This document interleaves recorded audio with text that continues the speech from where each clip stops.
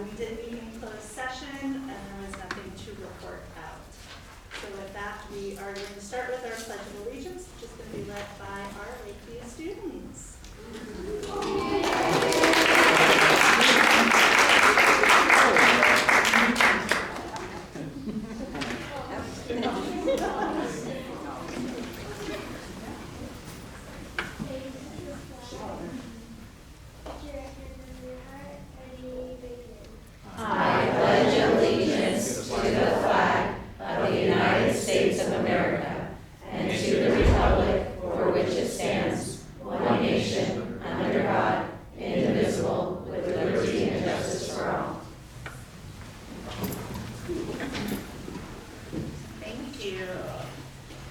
So we're going to have Principal Tiger up and give us an update.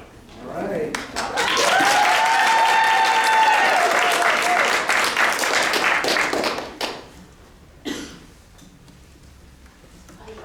Yeah,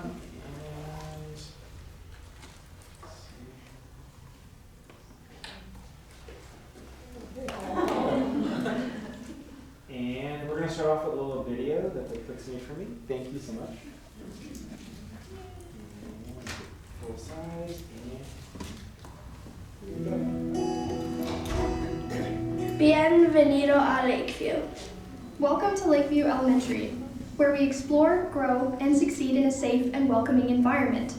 Through hands-on learning and real-world problem-solving, we discover new ways to think and create.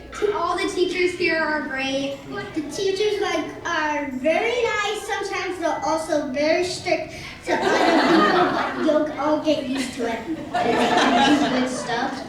From exploring science and technology, engineering our own solutions, curiosity leads the way. They won't give you the answer, but they'll help you understand it better so you can get it on your own.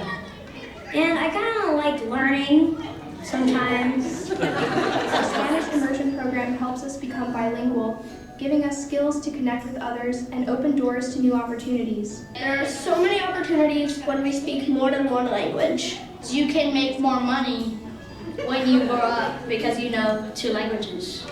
Yo amo mi escuela. Mr. Tiger, the principal, is so nice. He's not like a mean principal or like a medium principal. He's a very nice principal. Basically lets us put him in a dunk tank. We actually let us fly him in the face in 2nd grade. He's very understanding. The Art Docent program introduces us to a wide range of art forms, inspiring creativity and self-expression. I like how comfortable and safe I feel at this school. You could just be yourself in this school. And the students are very nice. We're there for each other. You can make friends very easily. What I really love about Lakeview is that everyone in school is really nice. Because it's just a great school. There's a lot of good kids. We have nice lunch ladies. It's a really good school. There's really good food. I really like the school because I have a really nice principal, nice teachers, and lots of friends.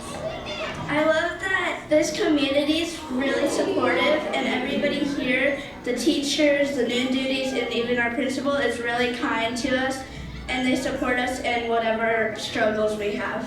And there's always a bunch of fun events and stuff.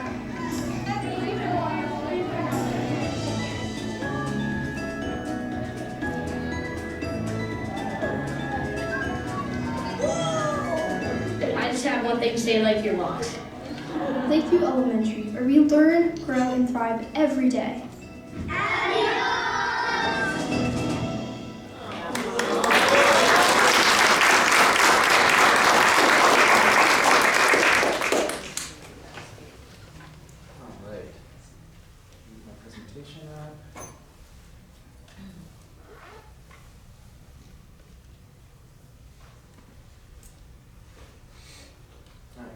There we go. Okay, I am the principal. There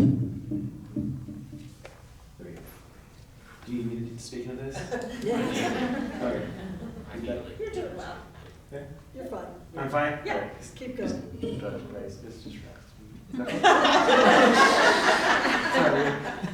Hi, I am Tiger Roy. I'm the principal at Lakeview. That's a picture of me years ago when I first got there. When we met in September, we brought up 3 things that we needed to work on, 3 goals that we had for our school for this year. And you can see up there, our 3 goals are in picture form. Our first goal was to make sure that we had music for every student every week with our Prop 28 funds. Our second was to improve our attendance, to reduce the number of English learner that were, what's the really bad attendance one? Chronically absent. Chronically absent, thank you. That they've reduced the number of chronic absent, specifically English learners, and also to work on our SBAC scores, which had gone down. All right? So looking at the first one, music. We have successfully completed this goal. Every kid, every week, goes to Miss Jacobson, thank you, Miss Jacobson, for music. See, they start off with rhythm sticks, they're learning notes, they're learning kind of things. If you look up here, these are our newest things. These are the boom whackers. They're different size, like basically colored PVC that's different lengths, and when you whack them, they resonate and they make a different note because they're different lengths.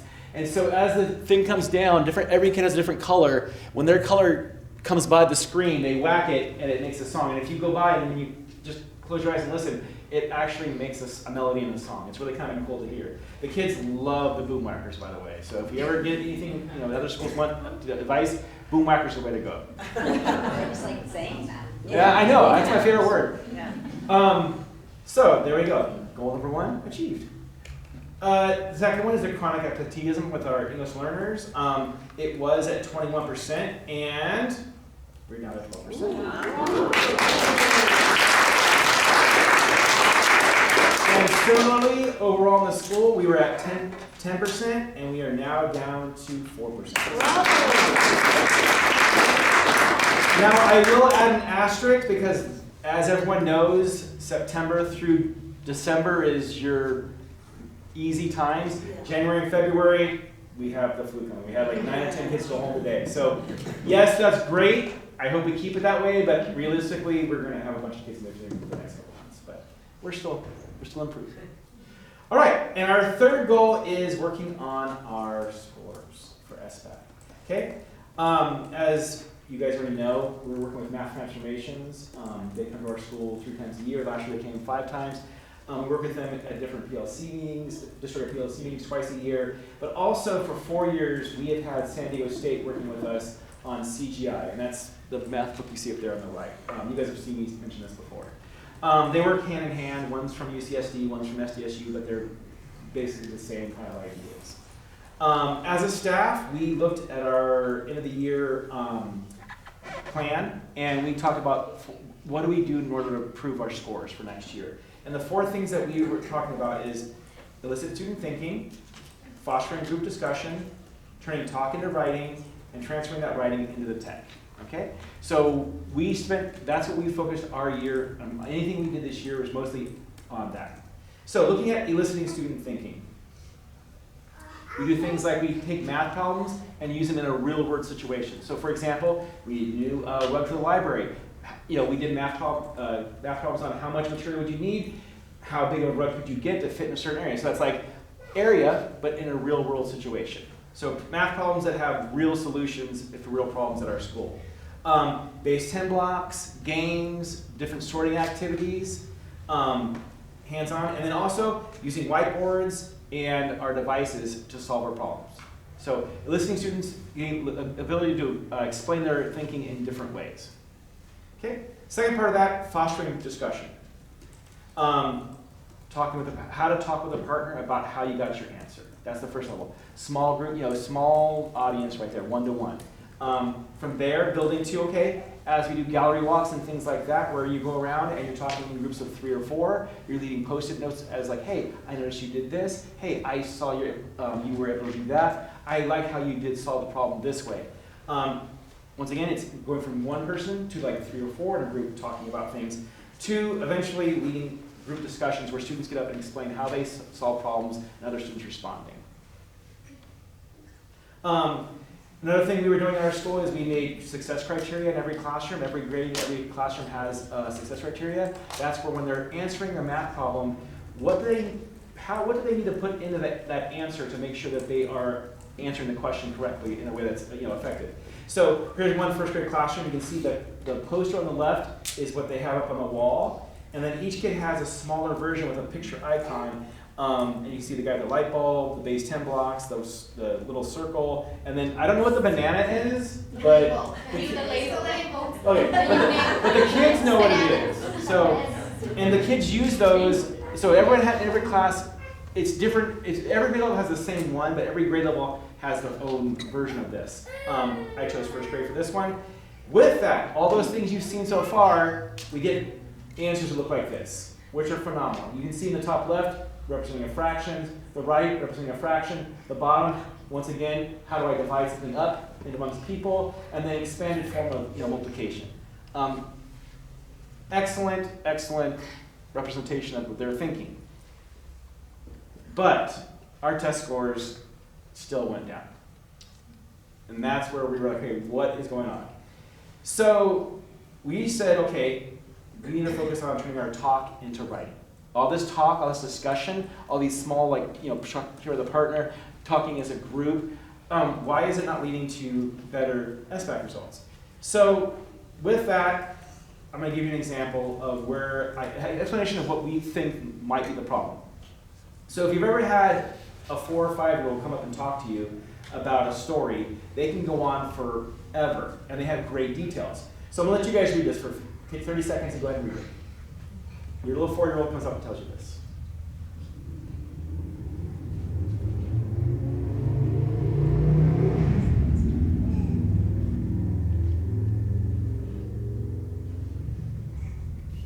Now when they go to write, this is what you get. So that's where we are. We are. This is our explanations. This is our math work. This is them showing their examples on whiteboards and using base 10 blocks and that kind of stuff. What we need to do is move from here. Sorry, we need to move from.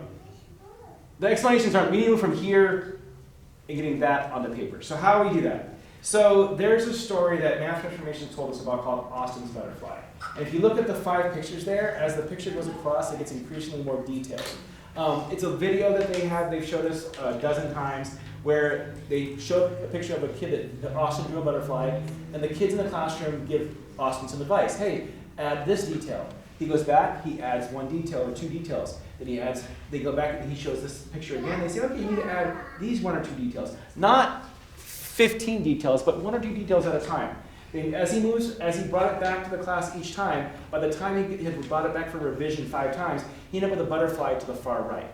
So seeing that, knowing that we have kids that are writing, I have a dog, we want all those stories to come out over here. How do we get them there?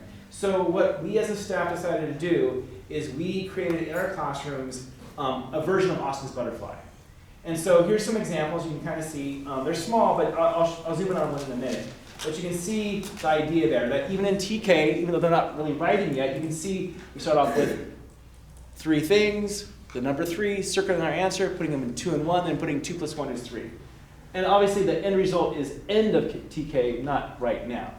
3rd grade, 5th grade, 1st grade, they all have those Austin butterflies in their classroom for their kids to look at and say, okay, where am I? And what 1 or 2 things do I need to do to go from here to this next level up here?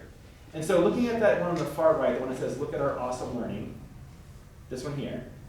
If you zoom in, you can see across the bottom, Austin's Butterfly.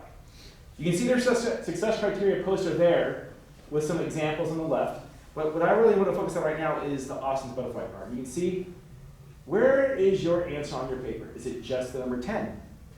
Is it 10 with some examples, like either you base 10 blocks or drawing them out? 3rd step, is it the answer 10, the answer circled with a multiplication problem? 5 plus 5 is 10. Does it have 5 plus 5 is 10 plus the unit? That's where the banana thing comes in. And then the last one, and this is where we ultimately want to go, is, okay, now that you've done that, can you explain 3 steps that you did to get there? And that's where we are right now. So, you can see that's our ultimate goal started there.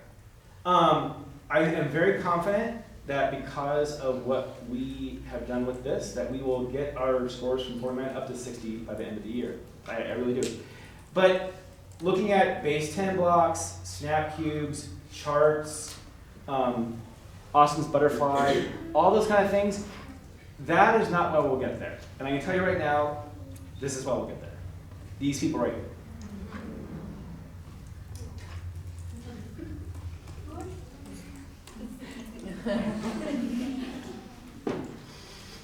Sorry. Somebody should chime in with me. Oh,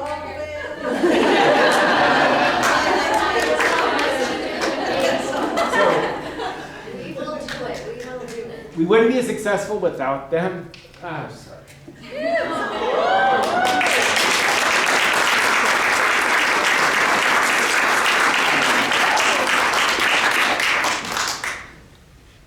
They are so committed. They take everything on full, full steam. They do it with 100% with their heart and their brain, and that's why we'll be successful.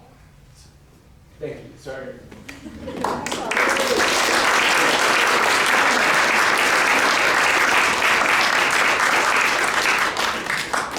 So, questions?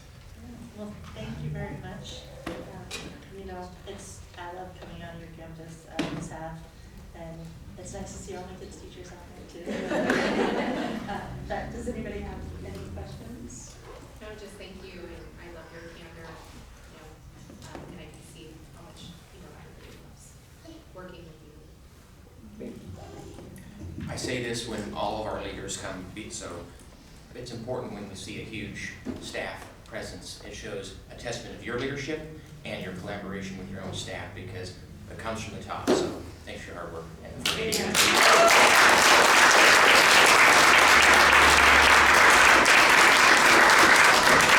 Thank you. All right, with that, we are going to move on to a public hearing. So we are conducting a public hearing to receive input regarding the financial disclosure of the collective bargaining agreement with the Lakeside Teachers Association for the 2024-2025 school year. Do we have any public comment? We do not. Okay, with that, we will close our hearing. And it is now requested for approval of the disclosure of the collective bargaining agreement for the tentative agreement between the district and the Lakeside Teachers Association in the approximate amount of $377,619, including fringe benefits for the 2024-2025 school year. So moved. Okay. Do I have a second? Okay, any discussions? Okay, then all in favor? Aye. And opposed?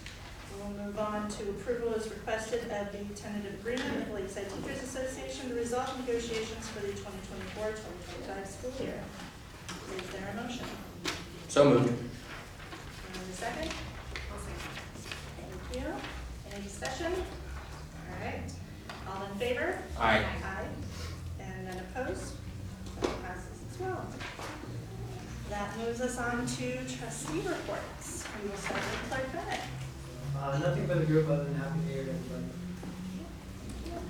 Yeah, Happy New Year, everyone, and I did want to take a moment to thank members of the public for their patience with the district this week in our partial shutdown of some of our schools with the power safety shutoffs from SDG&E, and then I also have heard that there's positive budget news from the state. I'm hopeful that it'll help us from our last month's presentation, so that's my report for this evening. Thank you for being here. And Trustee Casper.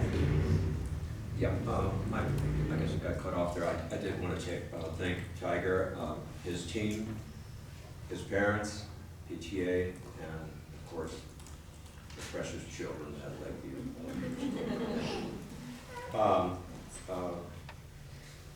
Sometimes when a school is closed or partially closed, it's inconvenient truth, and it wasn't anything taken lightly in these discussions.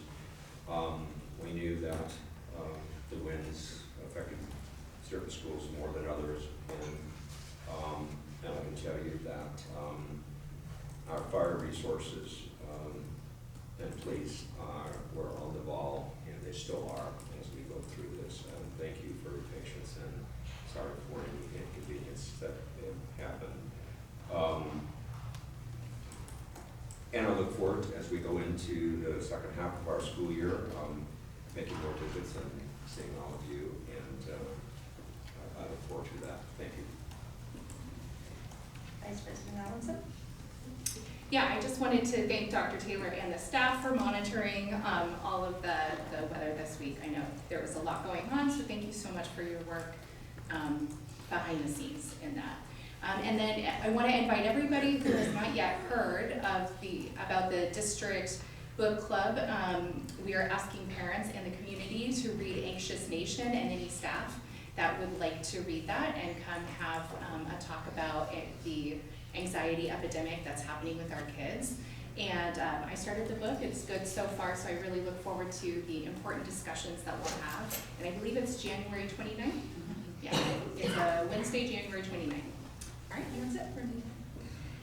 Well, mine's a little sadder. I wanted to take a moment just to kind of have all of us think of, we've lost 2 big community members just in these first 2 weeks here. So we have the passing of Brenda Van Ummering as well as Terry Burke Eiserling. Both of them were very involved in our community. They had such a passion for their families and for Lakeside and everything that they did for our students as well. Brenda with Comas and the Van Ummering Dairy, and Terry with our skate park and the library, and just getting out there forever. So I know I've known both of them for, gosh, both over 15 years, and so I just wanted to take a moment for all of us to kind of just know that we're definitely going to miss them as part of our community, and I know that they have touched all of our hearts, and that we'll continue to bring their goodness out. But I wanted to make sure that we thought about them. And that's it for me. So with that, we're going to move on to the opportunity for members of the public to address the board on any items. Do we have any public comment? No. Okay. Well, with that, then, since Dr. Taylor is out sick today, I'm going to pass it on to Dr. Wister. Thank you, and it's so lovely that we have a large audience for this. So it is my honor tonight to be able to present in Dr. Taylor's stead a proclamation for School Board Recognition Month to our wonderful Lakeside Union School District Board members. We recognize and appreciate the time each of you take and the commitment each of you have to making the Lakeside Union School District a wonderful place to learn and grow and a wonderful place to work. So I am going to read the proclamation, and it's a little bit lengthy, so bear with me.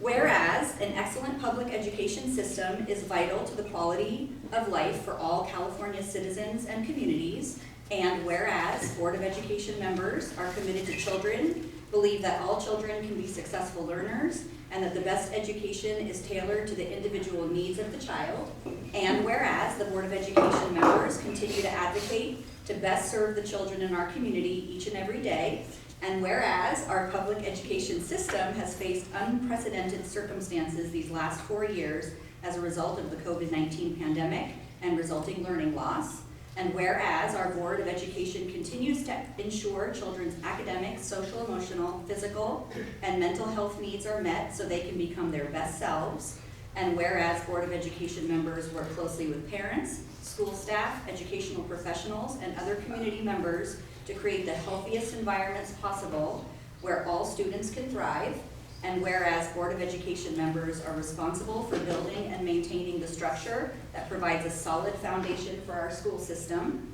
and whereas Board of Education members are strong advocates for public education and are responsible for communicating the needs of the school district to the public and the public's expectations of the district, and whereas the mission of public schools to meet the diverse educational needs of all children and to empower them to become competent, productive contributors to a democratic society and an ever-changing world is more poignant than ever before.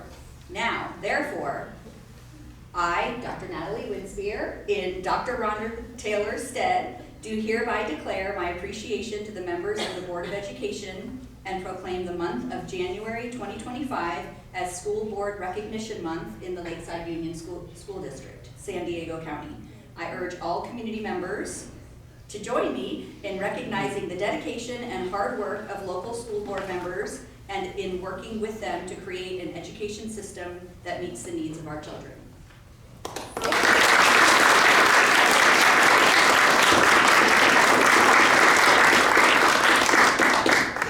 you. I know for me it's an honor to be able to serve my community, and I know everybody else echoes that same commitment. Thank you. Yes, thank you. All right, so we will then move on to our items of business. I'll wait for you guys.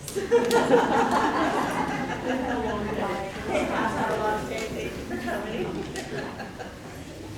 All right, so it's time to designate consent agenda items. Do we have a motion to designate consent agenda items? I know that we designate consent agenda items.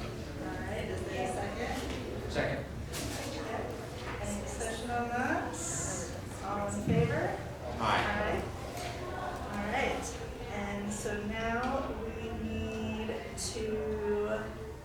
a motion to, why am I blanking on this all of a sudden? Help me out, Andrew. You need a motion to, well, I already approved it, so we need to pull items, if anything. Yes, thank you. Are there any items that we want to pull? 4.9.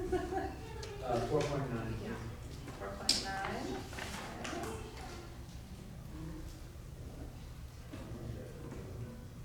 And I'm going to pull 2.2. Are there any others that need to be pulled? I was gonna do 4.9. I'll speak to that. Perfect. With that, we are going to ask for approval of all items on the consent agenda with the exception of 2.2 and 4.9. Is there a motion? I make a motion to approve all items except for 2.2 and 4.8. All right, is there a second? I second that. Okay. Any discussion? All in favor? Aye. Perfect. 2.2 we will start with. That is the adjustment to the session calendars that we just voted on last month to move the meeting that's scheduled for September 11th to the day before on September 10th. I just want to make sure before we officially move that, is that good with everyone's calendar?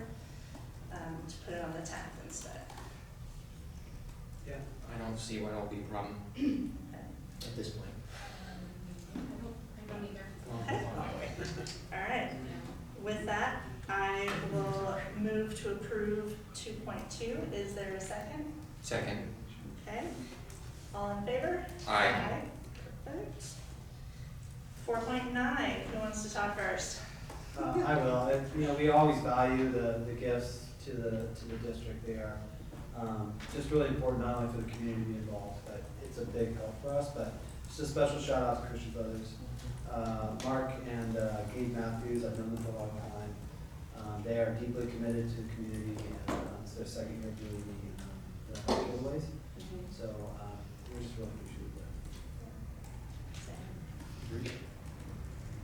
Anybody else? Yeah, I was, I saw them assemble the bicycles for the second graders, that Saturday morning. I was a little bit late, but they were finishing up, and I thought that was really, really cool to see them do that. Also, most of us were at, Riverview when the kids got their bikes and all the screens, and, and the year before was Lindo Park. And I got to talk with the owner and his son, gentleman and his son, and really got a feel their altruism and care of this community. And I also found out that sometimes schools say, no, we don't want the bikes. Now, I'm not speaking of this district, and I'm going, whoa. So I wish Tiger was here to hear that, right? Just in case I'm sure they'll do it again next year, but I got to talk with them, why they did it, how they did it, and then the gentleman from the cargo container where they had him in, I forgot the name of the company, the box company, he was part of it too. But they really care, and it was an incredible experience. And all those people and organizations that donated to the various schools on 4.9. first time attending the assembly. It moved me to tears, but I'm sensitive that way. So it was really great to see, and the kids were just absolutely stunned and losing their minds. So yeah, it was really fun. I definitely look for that one next year if it happens again, and make time for it. All right, so with that, we are looking for approval of 4.9. Is there any motions? I make a motion that we approve 4.9. Any further discussion? All right, all in favor? Aye. All right, that passes as well. That moves us right along to discussion items.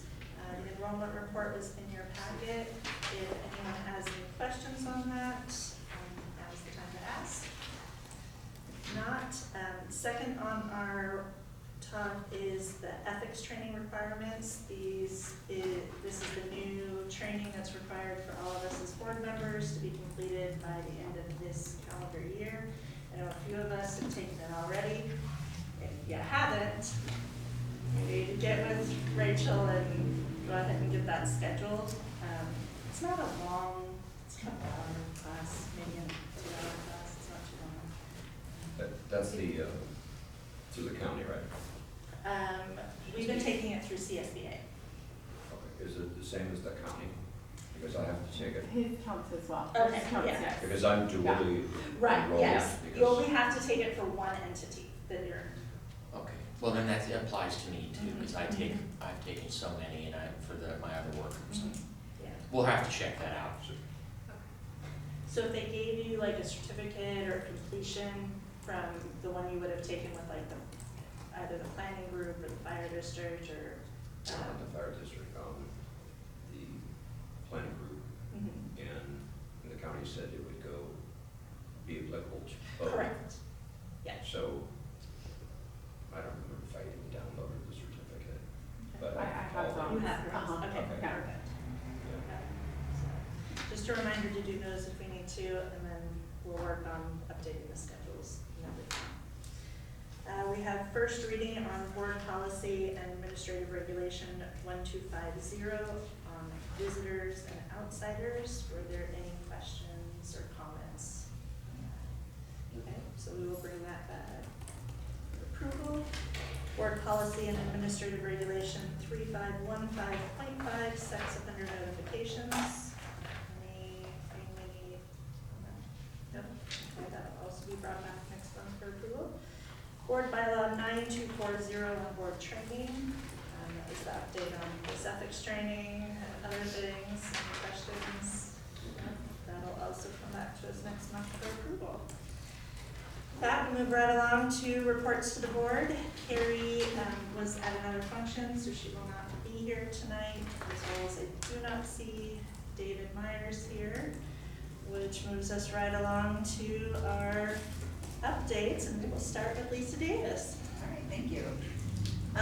Just as Andrew said, the government came out with his January budget proposal for next year. So Samantha, and I will be going up to Anaheim on Wednesday next week for the school services budget workshop to see, they dig in a little bit more on the details of the budget.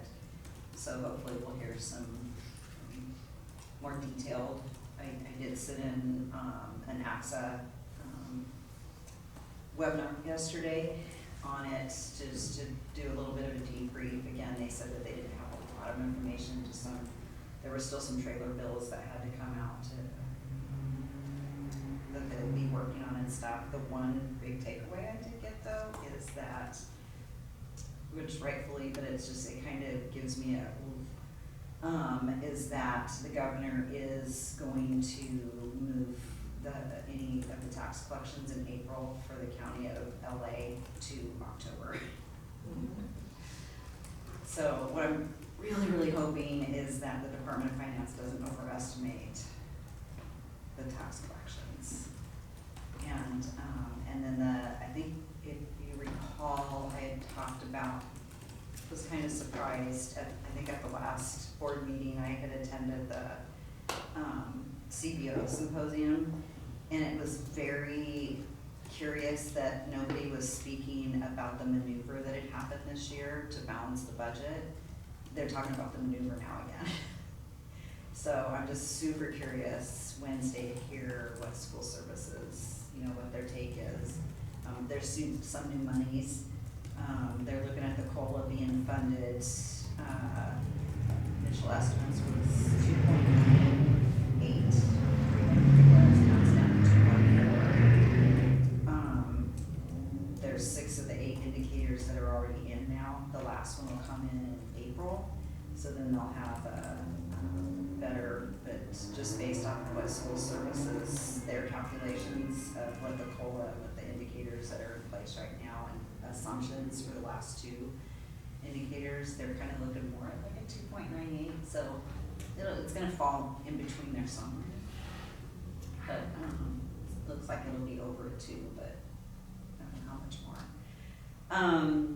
Just a reminder for the board, Verona is up for their charter renewal at the end of this year, so you'll be seeing next, at the next board meeting, we'll have a public hearing, and they'll probably have some folks from Verona here. They'll do a presentation, there'll be a public hearing for our board to hear anything, if anybody has anything to say about the renewal. And then the following board meeting in March, then we'll have the actual renewal for the board to approve. Hopefully. And so they're meeting all of their timelines on the requirements and everything for the renewal process. Tomorrow, there's a team of us going up to Verona for the required visit that we have to do. So we'll visit the campus. We always have an annual visit, but this is going to be part of the renewal process. So it's going to take. Does the renewal come up? 5 years if they're in there's different tiers for charter schools based on their performance, really based on the dashboard. You have a tier 1, 2, and 3. 3, I think you can get up to 7-year renewal.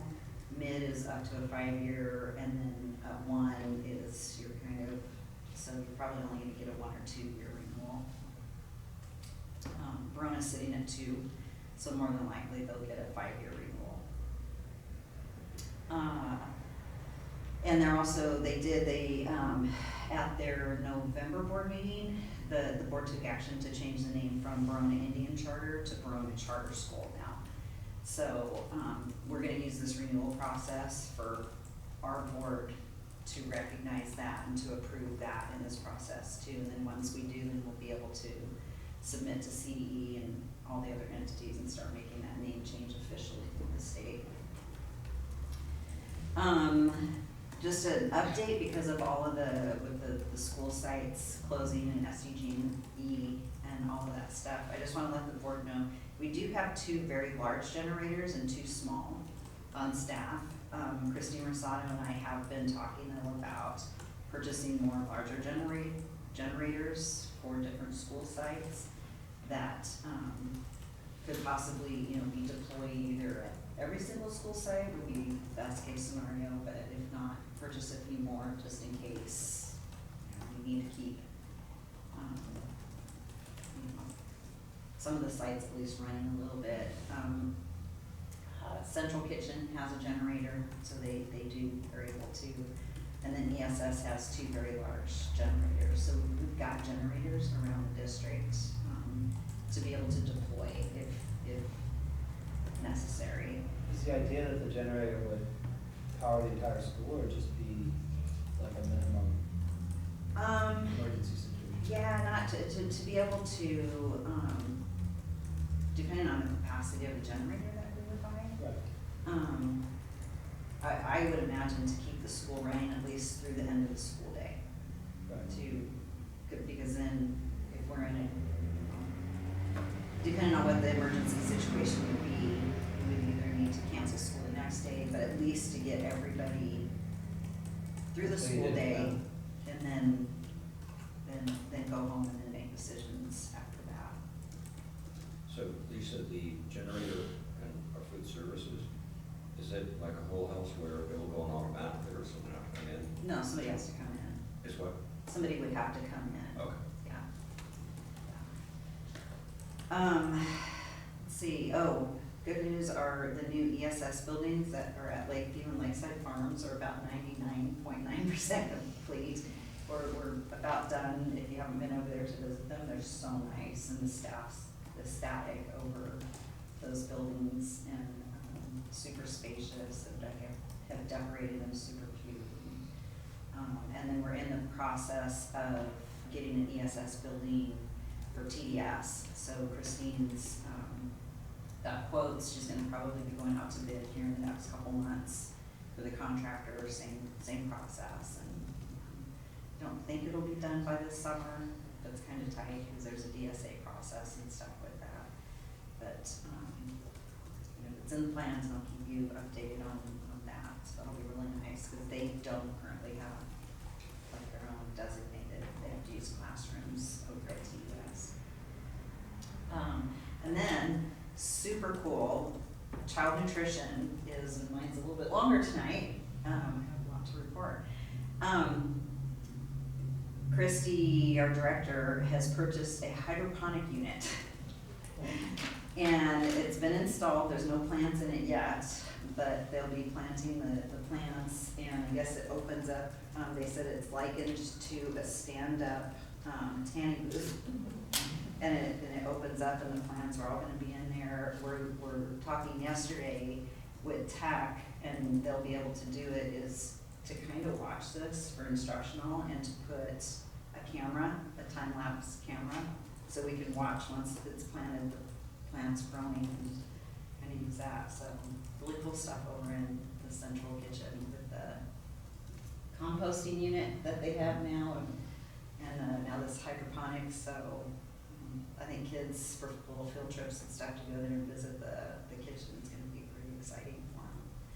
And then along with the power outage and all of that stuff, we're also purchasing MiFis for every department and every site, so that at least schools will be able to have some connectivity if there is a power outage and you need it right away and stuff. So we're getting that going. And tomorrow, Friday, at 6 p.m., our whole system's gonna be shut down. So if you experience anything, if you're trying to utilize the districts, because the generator that went with the new building to be the backup for the powering of the tech for our infrastructure, because you can't really have that stuff go down. And that's the final piece to that tech building, is the generator, but that's gonna be installed Friday night. Hopefully they'll be able to power everything back up Saturday, and it'll all work. But the tech guys are all on it. They're committed to working this weekend if there's glitches, so that Monday morning will be up and running. That's it. Thank you. Robin Ballard. I'm always the briefest, but in human resources, we're happy to have the process for the Teacher of the Year process be initiated with all the site principals, and our classified staff member of the year process is underway. So that's always a joyous, wonderful celebration late in the spring, and that's it for me. Thank you.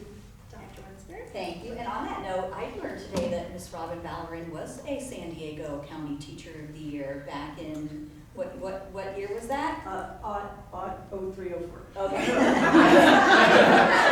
So cool. She had a reward in her office. That's a big deal.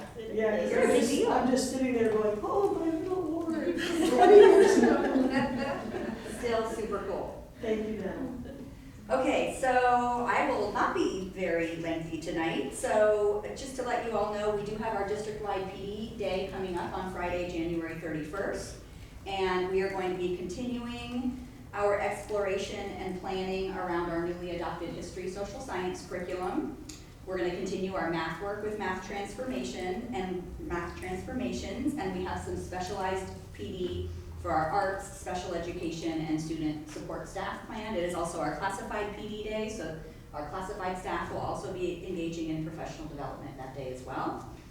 And LCAP season is approaching, so in January, we usually launch our LCAP thought exchanges, which is to get input from our students and to also get input from teachers. I've been spending a lot of my time moderating the student thought exchange survey and pulling out comments that are not for public consumption. But in February, I will be presenting Lisa and I will be doing the LCAP mid-year update with our goals, our actions, how we're doing with our expenditures. So between that and the Verona presentation, it's probably going to be a lengthier board meeting. And then we are also undertaking our LPAC summative exam currently across the district. We're going to start in early February. We're gearing up to be ready to start in February. And just as a quick reminder, the LPAC assesses student competency in 4 domains of language: reading, writing, listening, and speaking.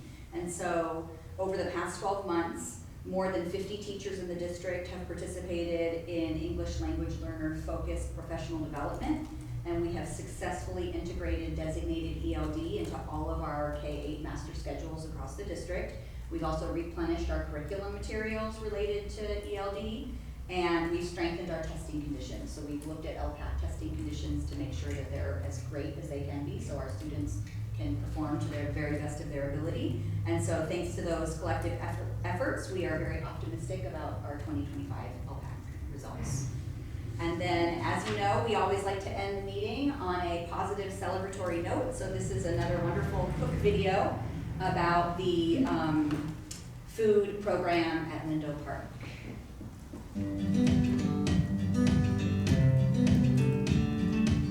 Welcome to the Lindo Park Food Pantry. We offer this twice a month to our students and families and also to the community.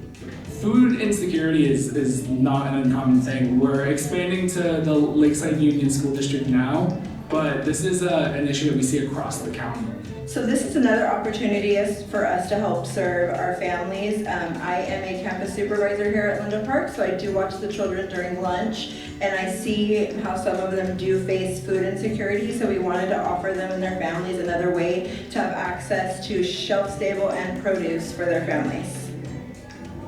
Schools happen to just be a place where we know that there's a lot of community trust, and it's a great way for us to connect with families across Diego County to get them the resources that they need in a place that they know. And this is just another way that falcons soar high at Lindo Park. From all of us at Feeding San Diego and from all the families that we're serving, thank you so much to all of the donors that support our programs, to all of the volunteers that help make all of these distributions possible. We truly couldn't do it without you.